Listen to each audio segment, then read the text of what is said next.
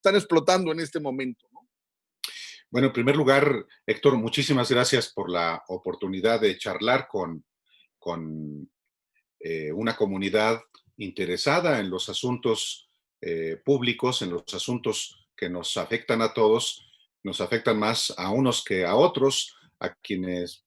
tenemos trabajo o trabajos, pues nos afectan menos que a quien no tiene, lamentablemente, ni para lo más indispensable. Pero gracias por esta oportunidad. Yo no soy otra cosa que no sea periodista. A esto me he dedicado ya la mayor parte de mi vida. Muy brevemente diré que yo tengo pues ya 25 años de trabajar en la revista Proceso. Desde 1994 colaboro permanentemente en esa publicación, fundamentalmente ejerciendo la labor de investigar y de difundir asuntos que nos conciernen a todos. Antes trabajé en el Universal, antes trabajé en el Financiero, antes trabajé en el Nacional. Desde 1986, cuando antes de cumplir los 20 años ya trabajaba yo en medios de comunicación y no pienso dedicarme a otra cosa que no sea hasta el final de mis días al periodismo. Y en efecto, un periodista es un ser privilegiado porque tiene la posibilidad de tener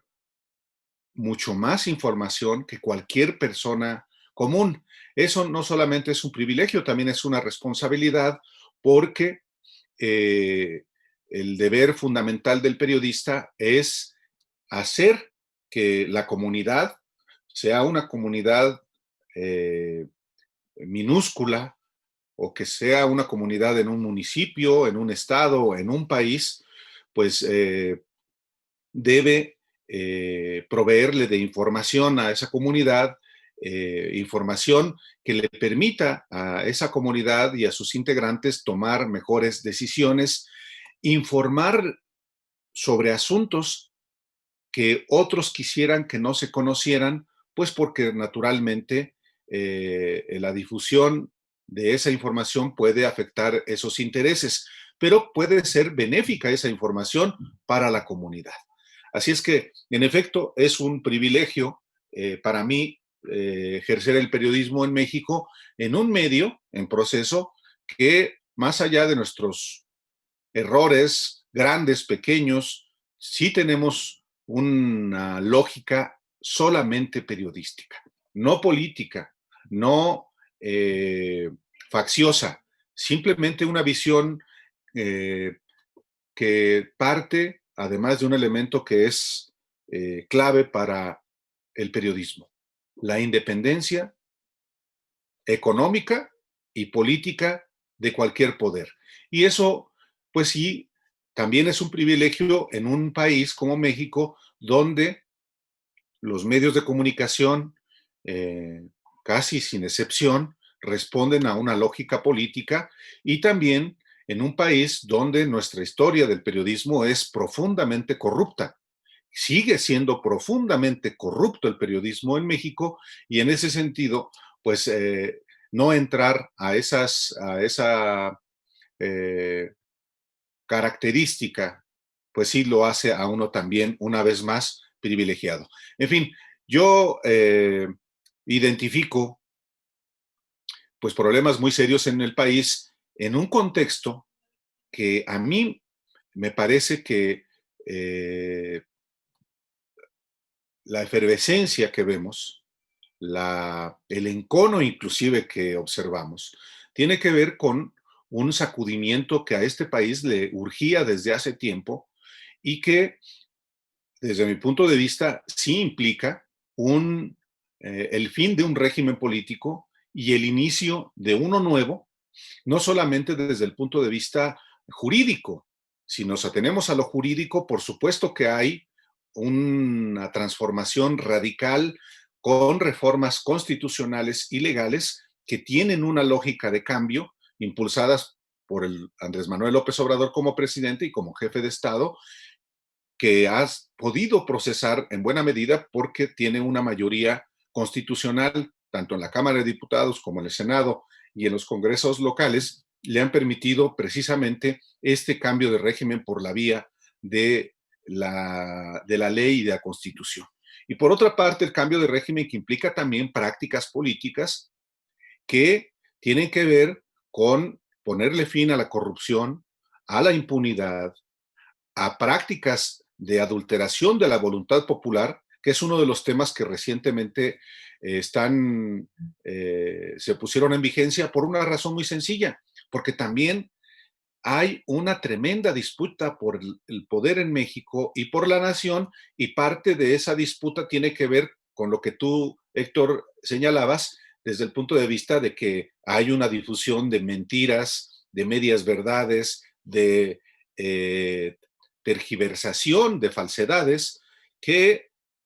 obviamente pues son auspiciadas por los intereses que se han visto afectados por este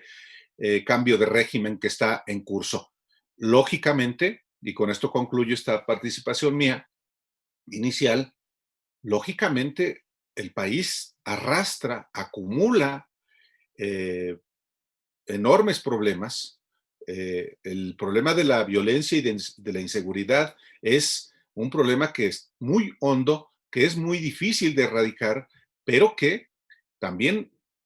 el nuevo régimen político que está en construcción tiene el deber, la responsabilidad y el compromiso, porque así se ofreció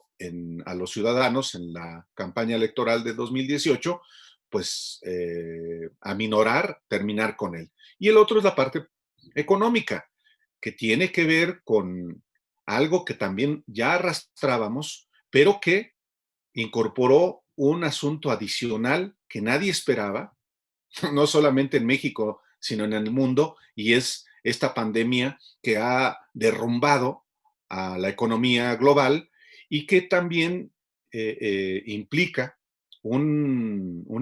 conjunto de redefiniciones globales para evitar lo que lamentablemente va a ocurrir en el mundo y también en México, un crecimiento de la pobreza, no solamente la pérdida de vidas humanas, sino la pobreza que es creo que la principal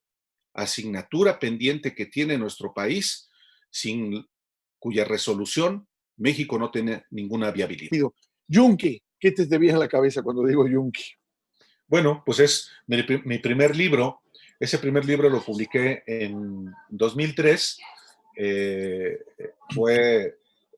pues el inicio de un trabajo periodístico, no solamente en la revista Proceso, sino en lo que Julio Scherer García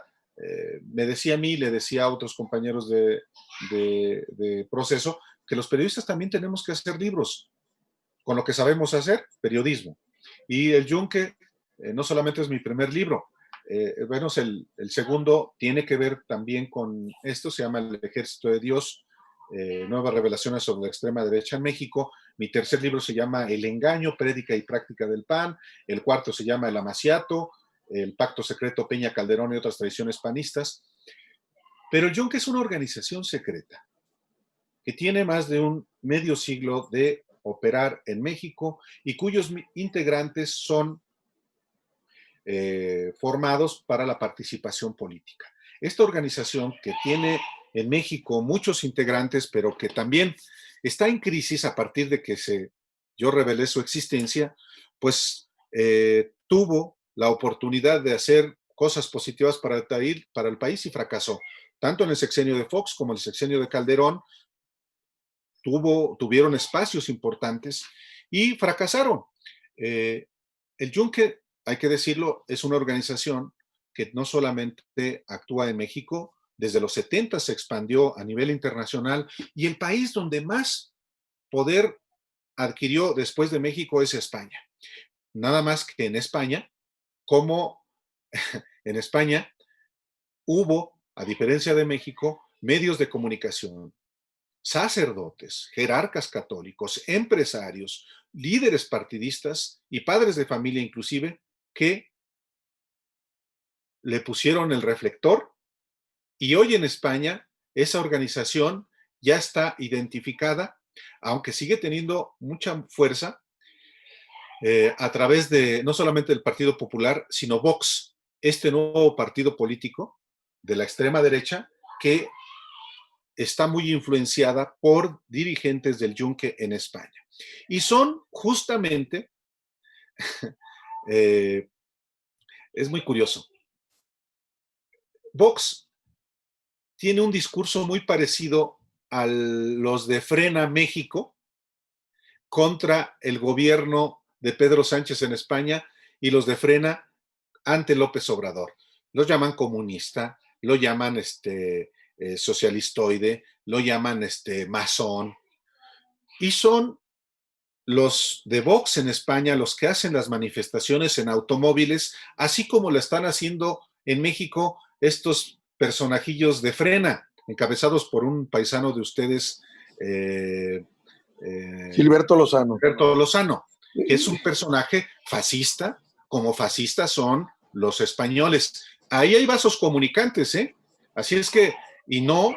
hay que perder de vista, no tomarlos como un grupo de loquitos, no. Tienen un planteamiento desestabilizador, golpista inclusive,